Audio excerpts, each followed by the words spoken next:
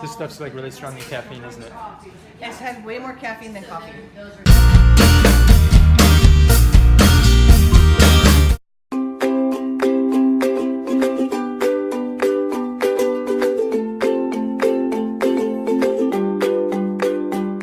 Good morning. We're up at the Mountain Thunder Coffee Plantation today. We've driven up from Kona. It's way up on a mountainside up a very windy road. We decided that the perfect way to spend our last day here would be to pump ourselves up on coffee and caffeine. So we're gonna head to a few coffee plantations just to check things out and see if we can sample some coffee and learn how it grows. So, last day in Kona.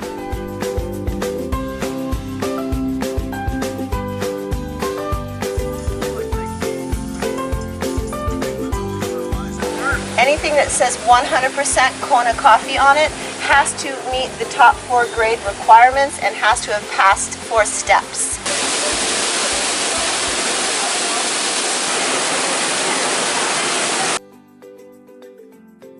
So this is the Vienna roast, so it's like a darker roast. And it's piping hot, and it's quite good. It's got like kind of a nutty backing. Very smooth. It's not like that sharp grocery store stuff that's been sitting out and oxidizing, so it's pretty good stuff. You can tell it's fresh. I would say back in Phoenix this probably would run like 20 bucks minimum for a little canister. Alright, we've just completed our first coffee plantation tour.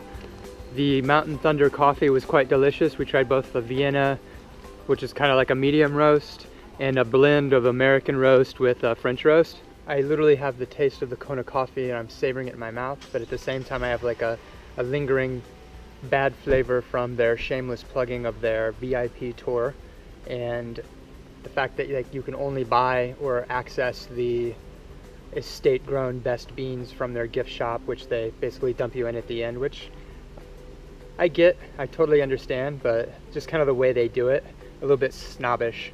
Left a bad taste in my mouth, so I don't know if I would buy my coffee from them just because of the way they handle themselves, but definitely good stuff. Interesting tour. You're not going to get to see the full farm or do anything like really interesting at this one unless you pay the premium for their VIP tour though. And we're going to go to a couple other plantations where I believe that they'll show us around. There are no VIP tours, there's just regular old tours.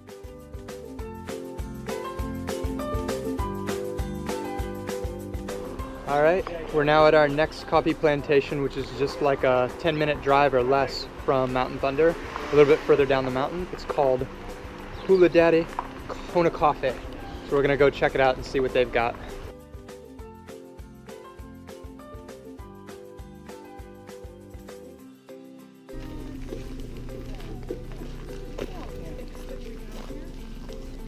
You okay?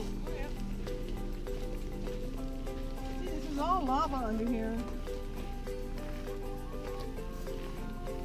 I want to point out one tree and show you that it's actually kind of sick. These two are kind of sickly, and I'll explain to you why in a moment.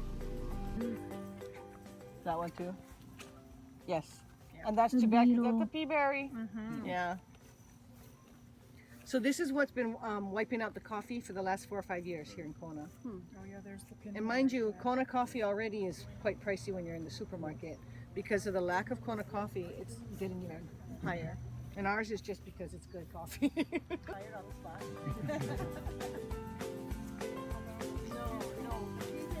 So it's supposed to taste like sugar. Hi guys. Hi. We're gonna jump in. Now from the mill, this is a picture that just shows it from the mill down to our roaster. This is Laura.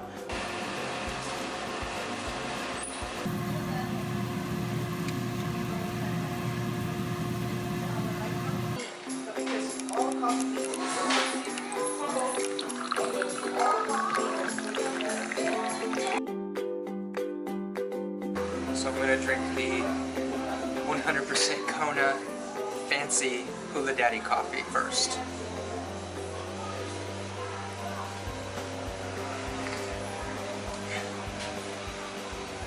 So this is a much darker roast than the one that we tried at Mountain Thunder. It's got that same backing though, the same kind of flavor profile, only a little bit stronger because it seems to have been brewed a bit stronger. Very distinct, very smooth. And then this is the High Mountain coffee. So we'll see if this one tastes any different.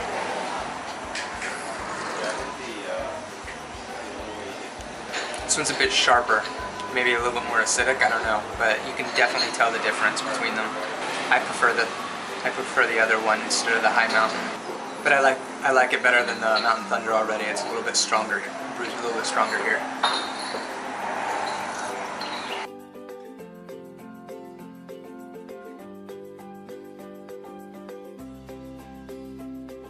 So the Greenwells happen to be Irish Catholic. They said, no problem, I think I'll have 10 children and 23 grandchildren. I want you guys to know that no matter where you go on this island, you are going to either meet a Greenwell or you meet somebody related. Come on up here. These trees today are 115 years old. The beans are going to roll down, they're going to fall into holes, and they're going to get sized by width and density. We're going to take them to what we call a dry mill. Just so you know, once they get to the next building called a dry mill, after resting for 45 days to get the grassy flavor out of them, they go through a machine called a huller. The huller's going to come along, it rips off your first layer. That layer we call parchment, okay? The second layer comes off too, they call that silver lining. And silver lining is acidic, so if you leave that on the bean and you roast it, your coffee's going to be bitter. And under here you have a green bean. But those two layers, the farmer makes money because we use that as mulch in the garden. So we've just finished sampling all the coffee here at Greenwell Farms.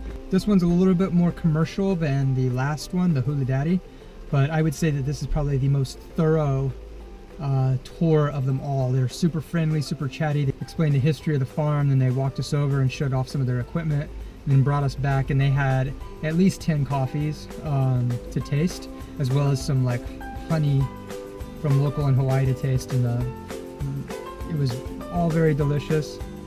Got that classic Kona flavor to it, very smooth. I would definitely recommend coming down here and taking the tour. Skip the Mountain Thunder. Hula Daddy's good. Greenwell Farms is great. Now we're gonna head back into Kona. Wow, $75 for 12 ounces.